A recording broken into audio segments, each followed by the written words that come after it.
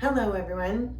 So we are going to be doing a lymphatic drainage routine today, and this is sort of the ground level upon which we enter this lymphatic drainage, and it is the order of the lymphatic drainage that is most important. This is according to Dr. Perry's research on lymphatic drainage, and he is definitely a lymphatic guru when it comes to lymphatic system and vascular system. So it's the order that you're going to be doing these in that's critical. And then we will actually evolve this exercise.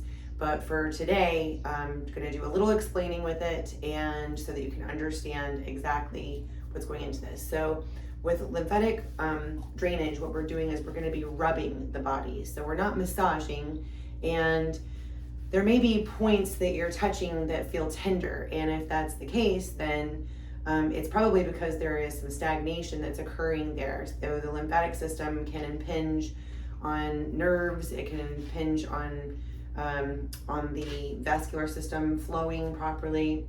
So if there's a little pain, then it's probably because it needs to be released. So just observe if there's something that's tender, and you get to decide how intense you're going to rub. So I may be rubbing a little more because I'm used to doing this, but just do what feels good to your body.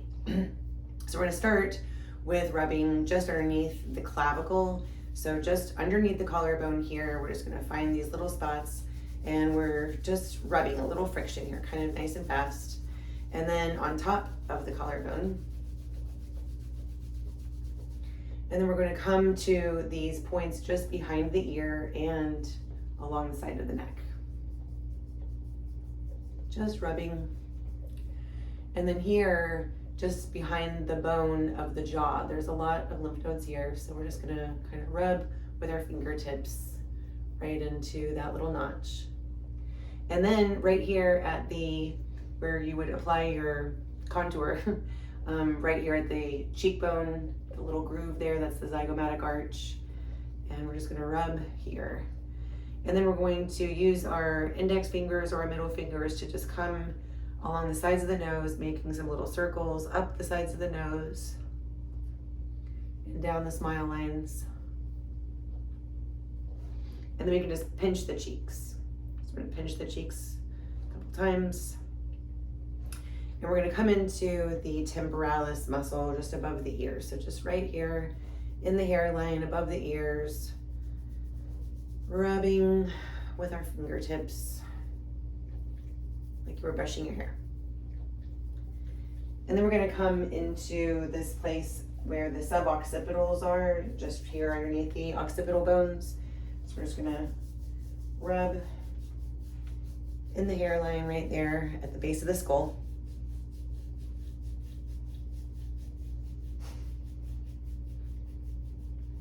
And now we're going to come into the axillary area right here where the pectoral muscle and the armpit is. So you can always grab that muscle, but you don't need to. We're just gonna rub here. So we're not massaging, just rubbing, stimulating these lymphatic nodes, both sides.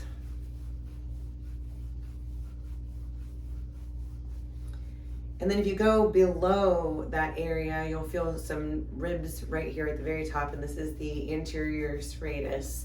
So we want to give a little rubbing to the serratus muscles. And then there's a notch right here between the bicep and the tricep, just in front of the elbow. So it's on the inside of the arm, just above the elbow. And we just want to put our fingers there, and again, just give it a little friction. This might be one of those places that you feel a little nerve going on down the arm here. We'll do the other side.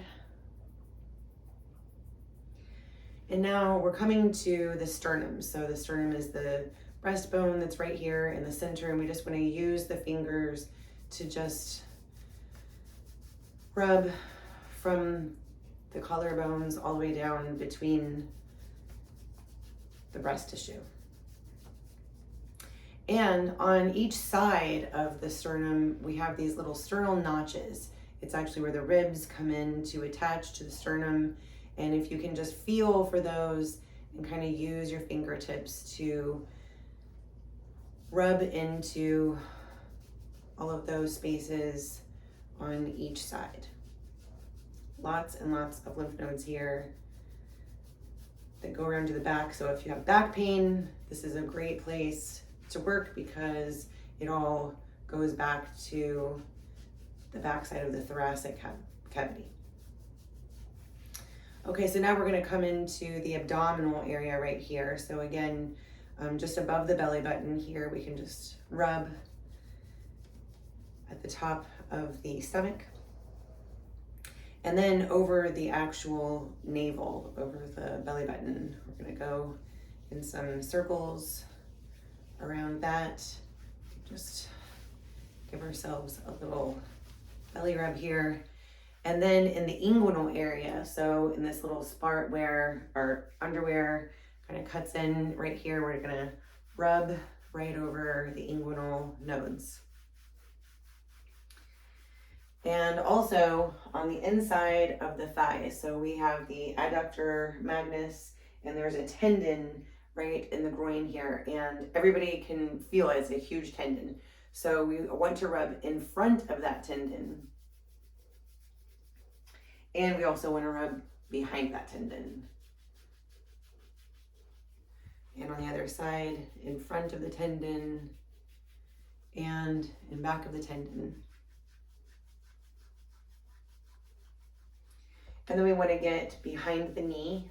So we're just going to rub behind the knees. And the other.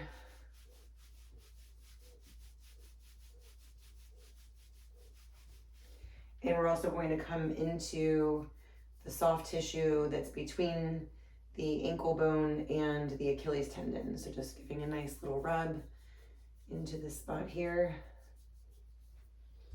on both feet. And last but certainly not least, we are going to put our hands on the sacrum, and we're going to give ourselves a nice rubbing here. For some people, they don't have the flexibility of the shoulders to do this. If that's the case, you could also get against a wall and just kind of rub against the wall, rubbing the sacrum. Excellent. So you might have some detox symptoms after doing this lymphatic stimulation, and that could end up with a headache, some fatigue, or a lot of other things.